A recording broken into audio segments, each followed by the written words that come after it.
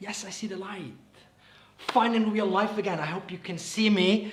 Welcome to the Fuckup Nights, the first kind of real edition, virtual/real edition after the fuck up that we had with Corona. This one is going to be very, very special as we teamed up with... It's not working. Maybe, is there a chat? Do people hear me? No. Yeah. Yeah, whatever happened, let me just do it again. It's normal. This is the Fuckup Nights. If we have the freedom to fail, then we have it here, I would say. So let me just double check. Is everything working? Yes. Can you also hear me? Can we just do the following thing? If somebody can hear me right now, can you type in the chat, thumbs up, everything is set and we're good to go before we waste another couple of seconds and minutes. Is there anything happening in the chat?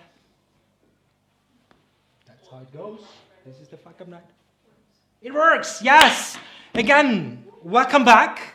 Finally, we have the Fuckup Nights here. It's a virtual/reality thing. However, this time we didn't give up. And I'm saying this one is going to be very special as we teamed up with Circle 17 to make this event, this Fuckup Night, a very special one. Without further ado, I would love to invite to this virtual stage here, Funny from Circle 17. Please join me. Hi. Thank you so much for doing this with me, Yeah, believing in this. What is Circle 17 exactly about? Well, Circle 17 is an initiative that is run by Respect and Austrian startups, funded by the IADA. And we actually want to bring startups with corporates together that unite to bring sustainable solutions forward and actually bring solutions to their challenges. And we thought this year, okay, so what does fuck-up sustainability and resilience actually mean, and how does it actually connect to each other? Well, in this current crisis, we experience a lot of fuck-ups, to be honest. A lot of companies have were hit by the crisis fiercely and needed to find a new way of doing their business. And those that were able to rebuild their business actually were looking into the positive impact. Hey, how actually can I help people, and how can I actually turn this crisis into an opportunity? And that is exactly what we are all about, is not to build back where we've been before the crisis, but actually build back better and take those sustainable development goals as the core and the basis for our building back together. And that's why we're so happy to collaborate today. Thank you for doing this, and to actually celebrate those that experience the fuck-up and turn it into an opportunity, but not only turn it into an opportunity, but build the business much more resilient and sustainable. A bit more about Circle 17. Our aim is actually to collaborate for global resilience. So we bring together startups and corporates together in an 8-month program. So you as a startup, if you want to help businesses find their solutions for their business models, but actually find a potential partner for yourself, Circle 17 is the way for you to go. If you're interested in joining Circle 17, after this event, we will host a Zoom call. In the comment section, we will post a link of the Zoom call, and we'll respond to any questions you might have. Wonderful, thank you very much. So after, there's a chat, which is already call to action. There's a chat if you have any questions regarding Circle 17, but also, because this right now is the Fuckup Night, and we have the headlights and the spotlights on the two speakers that I will introduce to you soon. Also, feel free to state your question. It's a community event, right? This time we even joined or put two communities together in order to make this happen. So Funny, thank you so much for doing this with me, also giving a short introduction. You will be online afterwards, right? Yes. So, thank you so much. Now, I'd say let's rock and roll. How do you do, lady, gentlemen? Very good. So, let's start with that. My name is Dejan, and I am very happy to host this event today. It's the Fuckup Night. I am the one who brought, a couple of years ago, Fuckup Nights to Vienna, but nowadays we are all around Austria, all around Europe, all around the globe. And yeah, if you want to know what Fuckup Nights is, let me just tell you one thing. Before that, Corona fucked up a lot of things, also for us. When I was approached by Hannah, who's unfortunately not here today, hi Hannah, and she said like, let's do something together. I was like, exactly. I've been very excited about it, and this is the left side, I think, on the other side. This is what I expected. Ooh, wait a sec, it's gonna be awesome. We two together, boom, we're gonna rock. Fuck Corona, together we will be stronger than Corona and any other pandemics on this planet. Unfortunately, what happened, just a few days, the numbers increased. Then we had a speaker who unfortunately got sick, not COVID, very well, and very happy about that. However, you know, then like domino stones, they started to fall down, and then she had to cancel it. We had to switch from open air to here. We had to do a couple of things to adjust. I don't even see that, but this is our solution for a microphone, like in the Hollywood movies, just in order to not be touching this. Yeah, a lot of rules that we have to think about. However, the left side is what I really expected. This is going to be, and then it turned out for both of us, it's going to be a roller coaster life. However, in both cases, but not only Circle 17, and also my personal mission for that, but also for the Fuckup Nights all around the globe, we have one thing in common, and that is exactly the passion. We are so much passionate about bringing people on stage who are sharing with us things that didn't go so well, things that that they did wrong. Oh my gosh. So things that they did wrong in order so that we don't have to make the same mistake again and repeat the mistakes. Only a fool makes a mistake twice. There are so many reasons why the Fuckup Nights all around the globe became a huge success. One of them is eventually this one. We make you fail less alone. But however, there are so many, like, let's be honest, a lot of projects do not succeed within the first attempt. 9 out of 10 startups fail. And I think we're also going to have a talk later on about startups, but 9 out of 10 startups or ventures fail. And let's be honest also on that, I think we can learn way more if you listen to stories that didn't go so well. We'll learn from that way better than just random success stories that might be maybe, inspirational. What I want to not say is that failing is like a must. It's not, of course. I think you see this the next slide. You see the straight way that goes to the success. This is what I wish to you. I'm wishing myself. I wish to everybody. But however, this is not the reality. And I think we have very great personalities here today who will prove that, saying the question is how we deal with that. It's all about failure culture. So do we give up because we think about what if we fail, let's not try at all? Or do we see it as something that is even encouraging us to do it, to learn from it, and then in the second attempt to make it straight? Either way, whatever it is, I think there are a lot of people, when it comes to failure culture, who say it's all about mindset. We have to believe in ourselves. And this is something that I would love to highlight in this speech today here. It's not only about, trust and believing in yourself as somebody who's trying things out, new things, with the risk eventually to fail. That's actually something mandatory for every founder. But it's also about how the society sees us. There is a huge problem when I see, and I try to compare, like, for example, the mindset in Silicon Valley in the United States, and then here in Europe. For some reasons, I don't know why, but the society is even encouraging people to start things. And even if they might fail, who cares? Just see it as a learning. Don't give up. Whatever you do, if you promise me a better life, I will try it out. In comparison to that, here in Europe, we have these naysayers. In German, we have this bist du sicher, ich weiß nicht, lass es sein. I can't translate, maybe Metropole can translate that in the next issue. However, this is what we have here. And I think what we need, not everything from the United States, because we should be proud we have here in Austria, in the German-speaking areas, in the whole Europe, actually all around the globe. But what we need to have is exactly this here, the support. You can see the tree maybe as a founder or even a company that wants to achieve new things, try new things out. And then we have to have the society who says, okay, whatever you do, let's give it a shot. We will support you instead of telling you why you should not believe in yourself or even the idea. Okay? That is what failure culture is, in my point of view. What is it about? I said it at the beginning. Here is the comparison that we once did with Europe against, versus actually United States, the Silicon Valley. We have here people who seek emotional recovery. And I think we know what it means. I mean, what if the society thinks we're losers, we can't deal with that, we're so much dependent on others, other opinion. And in comparison to that, you have the United States, people in Silicon Valley. By the way, there are so many foreigners in Silicon Valley, not only locals who are building great stuff.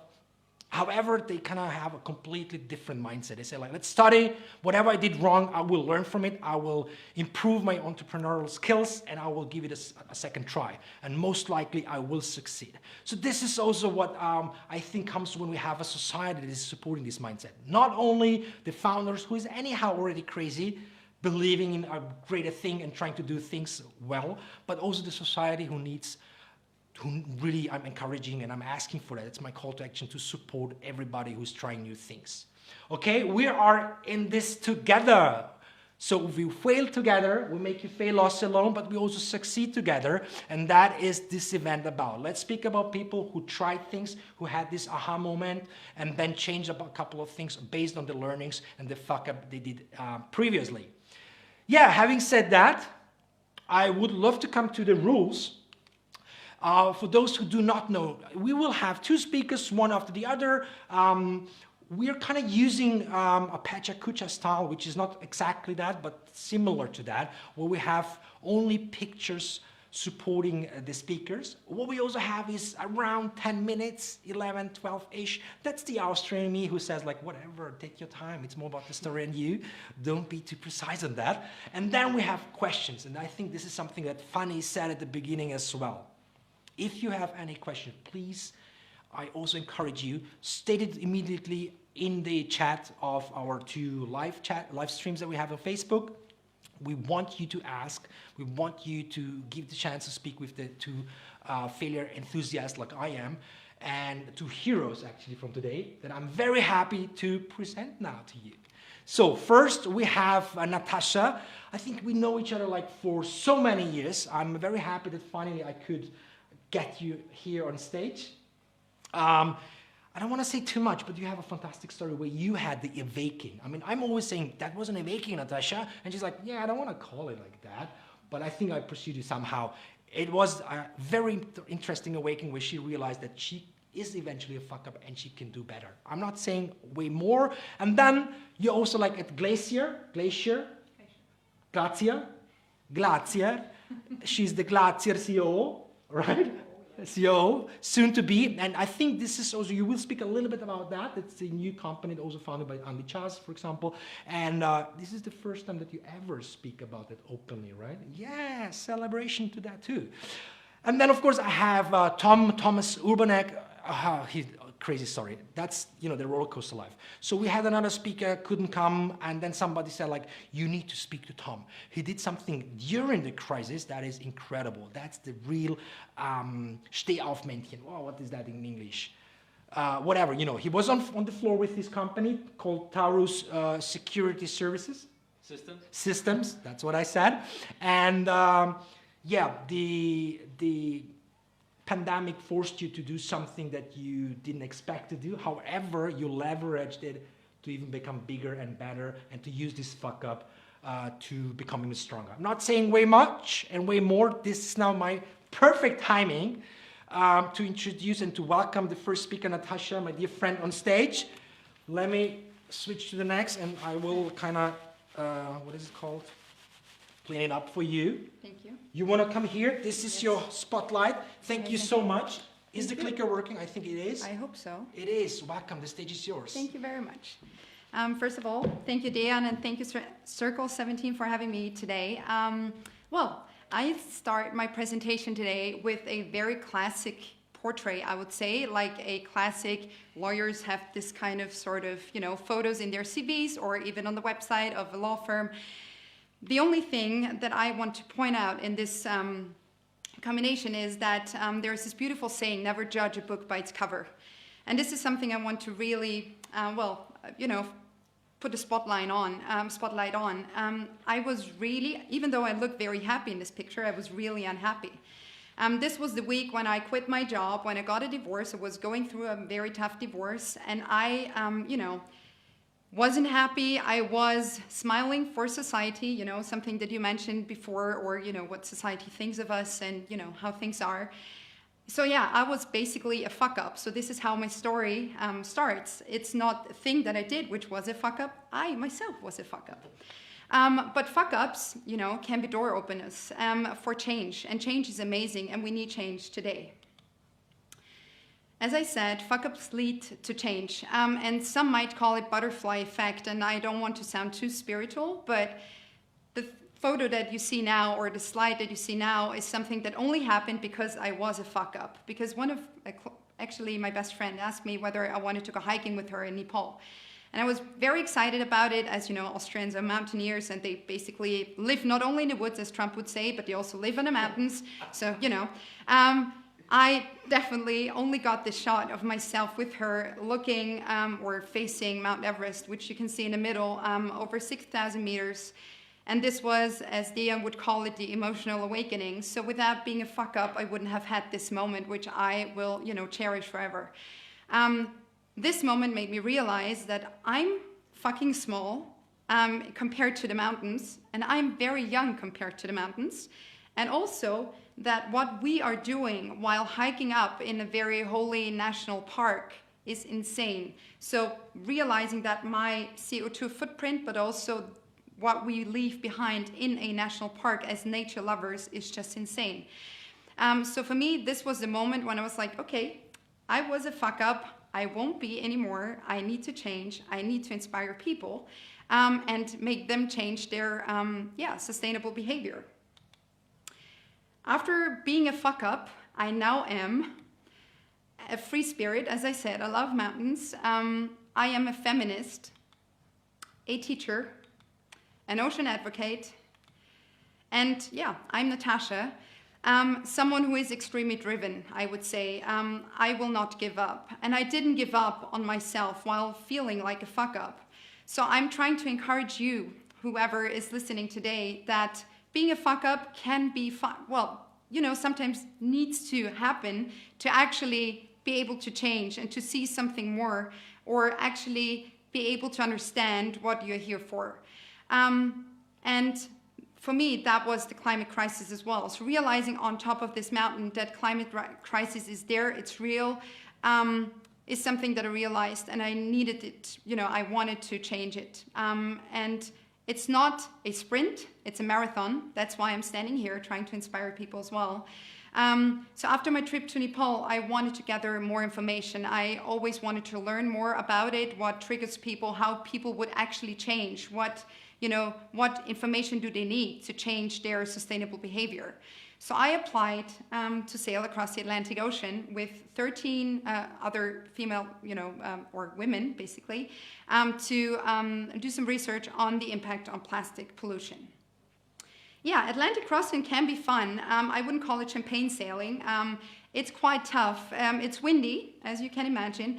It's amazing, actually. So we sailed from the Azores to Antigua, which sounds amazing, and it definitely was. So it was a lot of nautical miles that we sailed. It was a lot of dolphins we saw, but also, unfortunately, a lot of plastic. I mentioned before that you should never judge a book by its cover. And what you see here is a beautiful picture out of the middle of the Atlantic Ocean. You have rainbows there. It's actually a video which I can't play right now, but you would see dolphins jump in through the rainbow kind of thing. So it was really amazing. The only thing that you don't see is the pollution. This is one of the zones that we sailed through where you have 7 times more plastic under the boat than larvae or plankton, which is food for fish. So just because you can't see pollution doesn't mean it doesn't exist. Just because you look happy doesn't mean that you can be sad. Just because you're going through a change doesn't mean that there's not light at the end of the tunnel. Yeah, I wanted to show you this because people don't believe things unless they see it with their own eyes. This is one of the samples we took from this region or from this zone, which is called a gyre. We're drowning in plastic, and when the sea dies, we all die. And I don't want to finger point or tell you even more bad stories about the Atlantic or climate crisis whatsoever, because people are, they're fed up with all the bad news. So I'm just trying to tell you that every step that you take towards a healthier mindset, every decision that you make has an impact at the end of the other world, or at the end of the world, because everything is connected. I'm telling you this, even though I don't want to missionize you. I simply don't want to end up as a fuck up, or I don't want you or us as a planet to end up as a fuck up when it comes to the climate crisis. I want you to change or to realize earlier than later. I want you to understand the change is there, you know, it's out there, and you have to be open-minded to see it and to maybe even start a business in this field, maybe, you know, inspire other people to do so. Even though it's hard, even though society tells you not to do so, just go for it. We have to think outside the box, and we have to start now. Because if we go through fuck-ups and don't change, not a good decision. All right. So as Dia mentioned and as Fanny mentioned before, we're going through a very terrible crisis right now. It's not only an economic crisis, it's a health crisis, it's a medical crisis, it's people losing their jobs, people losing their income. And I really like this quote saying that if people don't really have anything to eat, and I saw that firsthand in Africa, they don't really care about the soil, or, you know, whether the soil is healthy or the air around them is healthy, or, you know, the water is healthy. But right now, we can't really, you know, stop doing things, or we just because we're in a crisis, that doesn't mean that we should not move on. You know, there are so many chances out there. The crisis right now is a fuck up, true, but life is failing forward. You know, so fail, think differently, be brave, fail again, fail better, because, yeah, my fuck up might change. This fuck up, climate crisis, global change. There is no planet B, guys. So please get out there, do something, and don't end up as a fuck up. Thank you. Woo! Let's have some applause here. Thank you so much. You're welcome. Do you want to go to the next slide? Because we have yeah. the Q&A session right now. Ooh. Ladies Am and I gentlemen, too far away? no, you're Too close. perfectly. We have the meter, I think it is. Okay. Ladies and gentlemen, that is what Natasha always does. She's having an amazing pep talk, but not fuck up talk. And I did some notes listening to you. First of all, nevertheless, an amazing speech. However, what I'm interested in, I mean, for you, it was just something like a side note. You know, I went up to the Nepal and then suddenly I changed things. Why? What triggered you actually that the waste of the others, the fuck ups of the others, people who didn't even know that, why did you make it your own fuck up actually? What triggered you the most? And I'm asking that because I just want to find this connection to regular people like me, and maybe also some people who are like right now in the audience, thinking like, yeah, I know, but then people who go up there should take their waist back down, right? Exactly. So what triggered you the most actually? I think it was a kind of, I don't understand the system. Why? Because in Nepal, you know, people, and I'm a regular person too, just because I sailed across the Atlantic and did some other stuff doesn't mean that I'm like super, oh, come on. No, seriously, what I realized, I think it was me understanding how fucked up the system was there in Nepal. So you have porters that make money by carrying up stuff for tourists to the so-called tea houses, you know?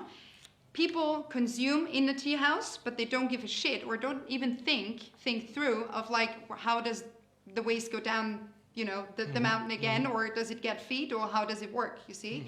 So you've got an entire system, basically the tourism system in that area, that is so consumeristic in a way, you know, that I was like, this is weird. And I did bring my reusable bottle back then, and I was like, okay, I can somehow manage to get clean water in a way, and I maybe, you know, you get a bellyache whatsoever, but, you know, better than having plastic on a mountain. And you must understand that this is a very holy place for all the, you know, natives there. And the crazy thing is that they are not allowed to take a branch of a tree. I mean, you don't really have trees up there, but you're not allowed to collect anything. But what they do to heat their tea houses for the tourists is to basically burn the plastic. And I was like, this is absurd. This is fucking crazy. This is a fuck up. So this fuck up made me believe or understand that I'm a fuck up too. So why? That's what I would love to understand. I mean, you see the problems of the others. Yes, you try things. You brought your reusable stuff up there, right?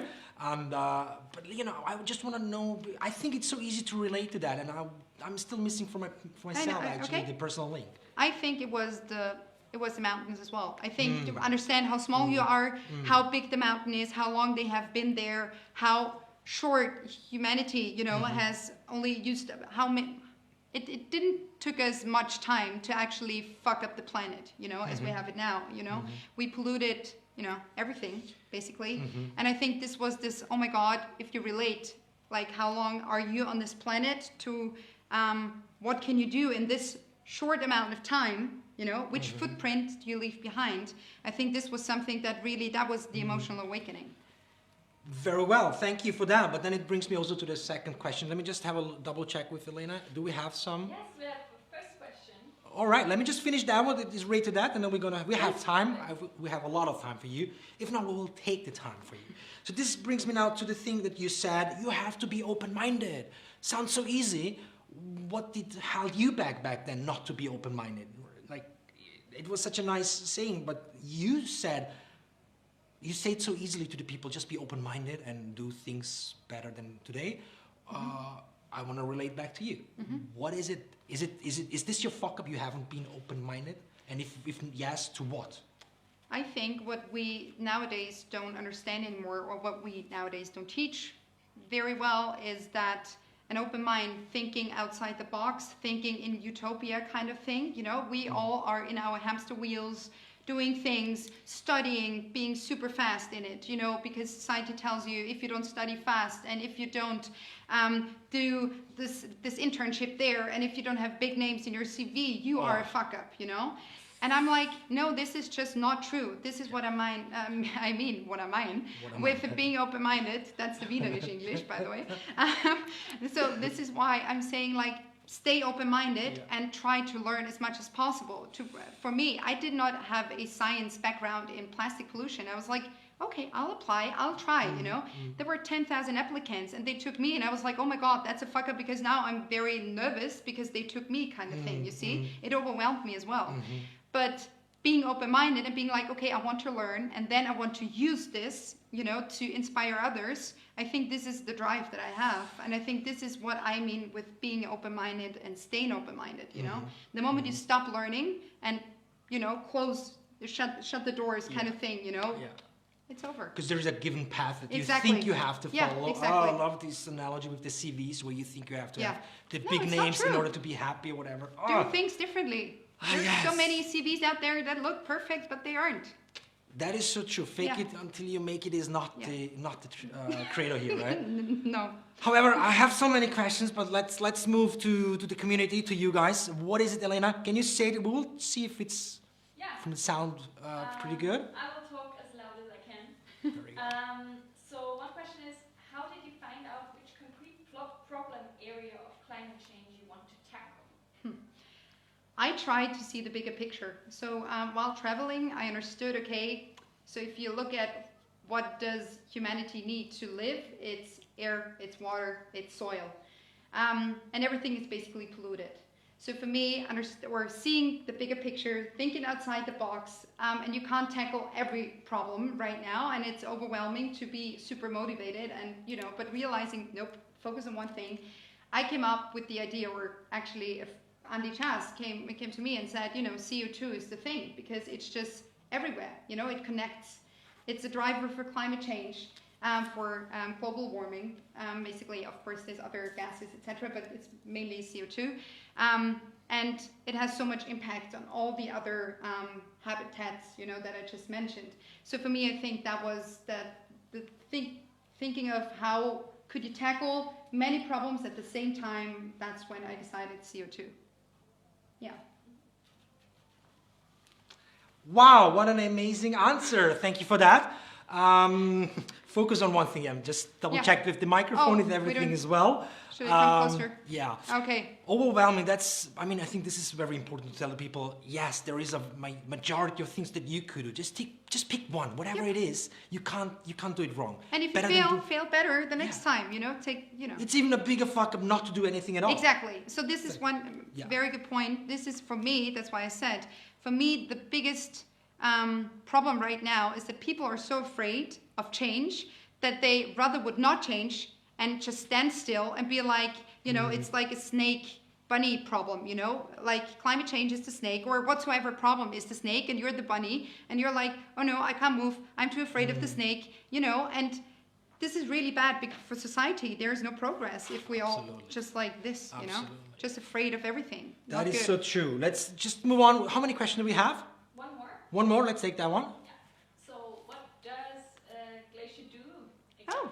Oh, what a nice ruche. Let's What a do nice, that now. oh yeah. So as I said, after understanding that CO2 connects everything, we thought it would be a really good approach to start building the biggest CO2 reduction community in Europe. Not only, so I can show the slides, the approaches that we saw right now at the market is like we either have a top-down or bottom-up sort of. We've got Fridays for Future, they're amazing, you know, they put a lot of pressure on, you know, the UN whatsoever, or on politicians, but you need somebody in the middle taking people like you or others, you know, or companies by the hand and tell them how to reduce their CO2 footprint. So this is exactly what we are doing. Glacier basically is the company that believes in people, you know, and in their willing, or in them willing to change and to drive change. And yeah, that's basically the community that we are currently building, and I'm very excited, and I really can't wait to start this new chapter. I can imagine that. Yeah. Let's move on to the next again. On the Here's next the again? thing, yeah, the Q&A. I want to see the dog. Doggy. So, if there's another one, just interrupt me, Elena, because I don't want to stop here. To be honest, I know a little bit of more background information about, Really? you know, starting something, whatever it was in your case, and suddenly the whole village starting believing in what you did and also copying the things that you did. We do want to tell the story like when you came back and you started suddenly doing minor things that you thought it's going to be just nothing. However, it ended up to become a huge impact in the whole village. Yeah.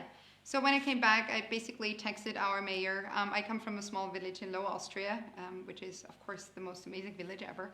But yeah. A lot of trees. A lot of beautiful trees. trees. Beautiful trees. It's called Austria, you see. Oh my God, I saw so many of those memes. It's insane. So yeah, coming back to your question. Yeah, let's move on with that. Stop giving this man too much of you know, attention. He's a man. Oh yeah, but, Oh yeah, let's move on. The Let's question, move on. the mayor, what did he say? the mayor, you know, I was like, okay, could we do, you know, there was river cleanups, etc., that we could initiate. There was a farmers market taking place every Saturday, you know, and I saw the packaging and how they would, you know, sell their homemade cookies, etc. And I was like, okay, could we start doing this differently, or is there any chance that you could not wrap it in plastic, or could people bring their boxes and stuff like that? And there was a very nice, you know, bakery shop on wheels, basically, you know, everybody would come there on Saturdays in the morning and have a coffee, and, you know, they would use the paper cups. And I was like, this is, I mean, it's paper, but sometimes paper is even worse than plastic. So, you know, could we change it? So now the entire, I would not say the entire village, but a lot of people now have their coffee mugs with them. And it's like a ritual, you know, and everybody goes there, and kids are asking, or are now, you know, asking whether they could have their juice in the reusable cups, etc. And yeah, Spar, for example, they were very kind, and even during Corona, they started to, you know, not use you could come there and get your cheese into, you know, your boxes, drop boxes, stuff like that. It's the small things, and also something that I really want to give you as a tip, or you know, a quote. It's never doubt that a small group of committed citizens can change the world. It's, you know, it has always been like this. It's always one person standing up and doing things differently. And butterfly effect again, you know, it's, I remember you know, after one of the interviews we did, and I told you, could you please not have the cookie, you know, with the coffee thing, because the cookie is like this and the plastic is even worse. And the next time you texted me, it was like, I just had coffee without any cookies. And I was like, that's amazing. You know? And I'm also using a bamboo toothbrush. Nice. Okay. See, it's the small steps. And, you know, if everybody in this room starts, you know, to reuse more, or to refuse more. It is. And so It's a start. we begin again, we go back to what I said at the beginning. Just Start, believe yeah. in yourself. Exactly. And even you by yourself can have an impact. Exactly. If there are people copying you or not, who cares? Start doing things for yourself. Exactly. If it makes you happy, business-wise, startup-wise, company-wise, but even like on this matter, just do it for the sake of yourself, not because others will eventually like it or will like it to see it in your CV. Yes, exactly. Plus, Yeah. in this case, really have to say climate crisis is not something about the ego. I'm not doing this to hold speeches. Yes, I'm doing this to inspire people and to learn. But I'm not doing this for my own, like sort of ego in terms of like, oh, I was on this stage and on that stage, because this topic is way too important for me and for everybody in this room actually, or out there. So yeah, ego doesn't have to do with climate crisis. If people copy you because you're a zero waster, go for it. That's pretty cool and inspiring. So It's nothing about ego. However, she's very proud to be on the Fuckup Nights Vienna oh stage. yeah, I'm so proud. Thank you so much that you follow my invitation. Elena, do we have another one coming from the audience out there? Thank you so much for collaborating with us and stating questions. Yes, we do. Next question is Glacier an association or a social business? I would say both. So actually, it's an association. Yes, climate crisis or having foundations and stuff like that is always a good thing. But it would be weird to say that we don't want to earn any money ourselves with it. So no, to be frank, we also have to live from it. And of course, this is a really good cause, and we do invest a lot of our time in it, which is amazing. But yeah, we do have some of us have kids, etc. So we do have to make money for a living. So just being, pro bono or not earning anything would be, not a good idea for us, to be honest. So yeah, I would say we do both, but yeah, we are an association. Yeah. Awesome. So, I guess there might be some other questions. However, how can we do that? If there are other questions, I will pass it on to you via email. Maybe we can have another chat soon again about the topic, because we would love to see how Glacier evolves and how it continues growing and hopefully having a lot of impact. Thank you so much for being here, Thank you for having me. sharing your personal fuck up with us, and I hope that you really inspired. You definitely did me the last time, and I hope you also inspired some people out there. This is your virtual applause. Yeah, thank you. Thank you so much. Let me disinfect it again. I can go back. You can. Thank you so much. It was a pleasure having you. So now let's move on. I hope you liked it. I did a lot. Let's move to the second speaker and the last speaker, unfortunately, for today. Tom, I just disinfected this for you. That's great. Thank you very much. Take it. You know the axe is for you. Actually, I'm so sorry, but I have to get into the last topic. Sure. Because a lot of times people ask when you do something good and start an initiative, a lot of times they ask, are you doing it pro bono or for free, or are you like earning money from it? And this is a topic very close to my heart. So I think the people doing stuff like that, most of the good, should earn the most. For me, it's the same with teachers. Teachers should earn way more. Then If it was up to me. Yes, absolutely. Because they're also kind of building our future. And that's just something I wanted to I agree to that. get rid of. Thank you. You're already having like Yeah, influence I- somebody. Job Definitely. achieved. However, Thank you. now it's your turn. Come I'll here to the axe. Ooh, move to the stand axe. here. The stage is yours. We're very excited to listen to you now. So thank you very much for having me here, Dejan. Yeah, I'm talking to you today a little bit more about business. So my name is Tom. I'm 29 years old, and I am self-employed for almost 14 years now. I started more than 15 companies, founded them, invested in them, and also I am an investor in a couple of companies besides my main business, which is Taurus Security Systems. So back in March, when the whole Corona crisis started off and the COVID thing came up, came up a little earlier, but our business was pretty much fucked. to say it frank. So what we do is we are an European-wide installer for alarm systems, video surveillance systems, entry systems, access systems. And what happened to us is at the beginning or middle of March, all the building sites stopped, slowed down. Private customers didn't let you in to their home anymore. So when the lockdown came on, I think it was March 13th or 15th, so our whole business model was basically pretty much gone overnight. So I was really a little scared at the beginning, and then I was really afraid. And so this is also a lot about emotions for me. Because I am a pretty emotional guy, and I have to have an emotional bond also to my companies and to the stuff I do, because I also want to do something good. Yeah, so as you can see in the picture right now, I was really afraid. I was scared as shit to lose my company. To lose the basis of our income, and also to lose our employees, and I will come back to that part a little bit later.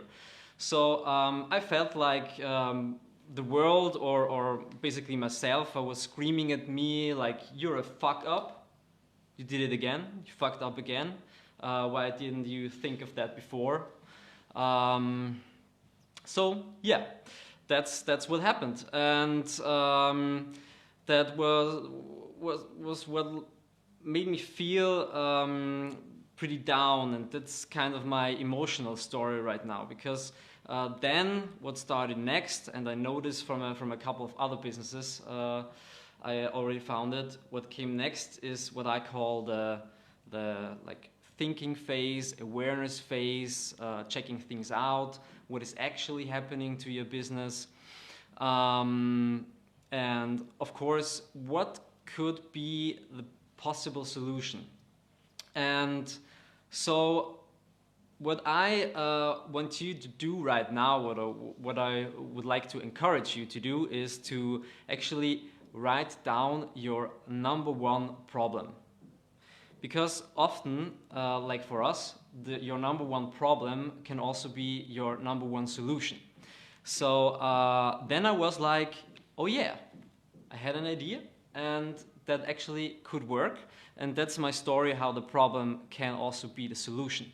Because what we did next, we introduced a new product to a new audience. And basically what you can do as a startup, as a company, or when pivoting, you can take the same product, sell it to a new audience, or sell something new to the same audience, or like we did, you can sell something new to a new audience. So what we did, we sold something new called fever screening, which are automated systems for measuring the fever in hospitals, companies, and so we did a lot of that business during April, May, and we're still doing it for mainly hospitals. Yeah. So that are my crucial steps are being aware of the actual situation. Don't sugarcoat it. Kind of reinvent yourself. Make the problem to the solution, and then you have to focus hard and execute. And the number one thing which is very important to me, and which I want to tell you right now, is I think the number one skill to being successful nowadays, because our world changes so quickly, is adaptability. So be ready to adapt. Like Natasha said before, think outside the box and just do it. Also, you have to have the mindset, but you also have to do it. Thank you very much. Thank you so much. This is also your applause coming from all around the world right now. Thank you so much. Let's go to the next one. Yeah, just one. You can keep it actually. Ladies and gentlemen, before I come to you, this is exactly when you sit at home right now, like, oh, look at this guy who just, faced the fuck up at the corona crisis, and now he's standing here and speaking about it like nothing happened. This is exactly the mindset of somebody who's not willing to give up. The problem is, and I also understand a lot of people out there, the problem is that a lot of companies have been faced the same challenge like you did. Suddenly, Corona is here and the business is gone. In your case, it was the security service systems. Others are, like, say, the hospitality business, the borders are closed, you can't go to restaurant. And I think there are a lot of different industries facing and still facing the same challenge like you. What do you think? What is the best advice that we can give to them? Or let me put it the other way, like, why was it that easy for you just to, first being completely crazy, emotional, and then like, oh, wait a sec, let's give it a chance. Maybe there is a second thing. Why did you do it differently than so many others? The number one thing really would be adaptability and compared with some kind of first mover effect. Maybe I can say a little more about the first mover effect in the hospitality business. And so, like I told you before, I'm a very emotional guy by nature, so I got really scared, really scared, just me. So I learned over the years, to use this being afraid and scary feeling as a positive thing, because for me there are really strong emotions, and strong emotions, I think, give you a power, and you can use the power in the right way. As I said at the end, you have to focus, execute, and be ready for takeoff. But what do you do? What do you want to say to the people out there who are also emotional like you, but still thinking like, hey, man, there is no money here. We completely fucked. I have a hotel that I just bought with a loan. I have to pay it, and just being emotional, sleeping about that, and then focusing on something. We can't relate to that yet. Like, what is it that you made so differently? Say first your answer. No, I think I understand what you mean. So what I also did in this situation, I talked to a lot of people, a lot of people. So I am a member of I guess networks, a couple of networks, and so I can only encourage you to join like-minded people. Also in different industries, because that was exactly the time when I needed people to talk to, and it doesn't depend on how big is the company, or is it a company, or is it an entrepreneur or not. It's in this case, I would say it's a lot about the mindset, to get into the right emotional state, and to motivate yourself into the right state. It's interesting. Very much appreciated what I can learn from you, because when it comes to business, I always put the emotions aside, but sometimes you need to have them. Just to make the people understand, however, the fuck up was not only that you lost your business, but I think you had to lay off many people from your business just to rehire them a couple of weeks later. Is that true? There was a rumor, people are speaking about it in the city. We had to lay off almost of our employees. There was also in Austria, there was a thing called Kurzarbeit. And we were so lucky to rehire them back just a couple of weeks later, when we really pushed the fever screening product, and that's what I meant with the first mover effect, because there are a lot of other companies doing that, but we were the first, so that really helped us. That's the topic of tonight's session is also pivoting for good. So that's exactly what happened to you. Somehow you had to lay off a lot of people. You didn't give up. Giving up was not an option at all for you. Exactly. And you found a way. You found the way, and Yeah. luckily in your case, it went straight up, right? I have a couple of questions again. Elena, how is it going in the Wi-Fi? Oh, there is no connection. No, the Wi-Fi is good. But No, that's the joke. That's the joke here. Anyhow, let's continue. If you have any questions, feel free. If you think you want to ask something to Tom right now, this is your best chance.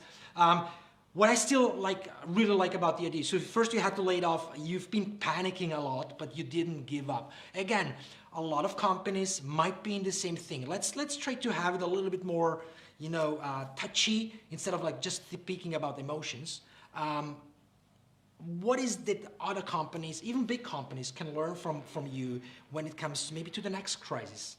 Like you did it once, you succeeded. Maybe there is a secret plan that you can relieve now to the others because the next crisis might come. That'd be nice. And what is it that we can learn from you?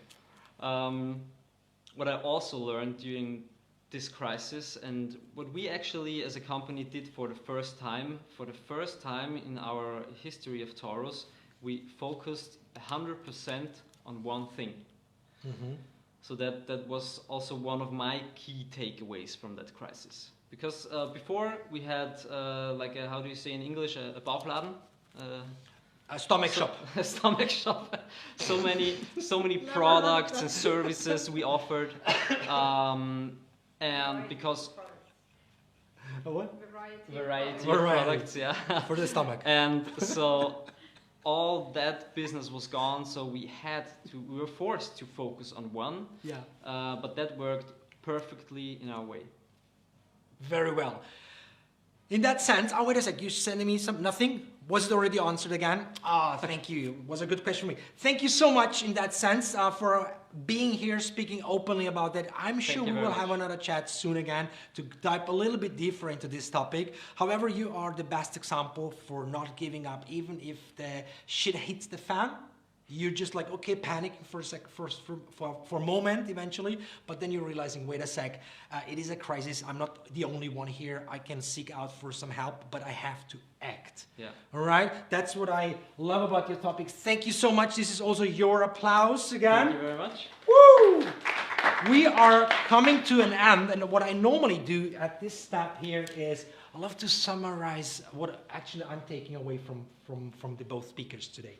And first of all, this is the learning curve by the Fuckup Nights failure. However, we just proved it is part of the success, definitely not the end. But in this case, I have two things that I wrote down. First, starting with you, one fuck up might be that you are overwhelmed by so many things that you could do in order to save this planet, and you just do not do anything at all. So just choose whatever it is, focus on one thing and execute it. There might be a bigger impact than you actually can imagine.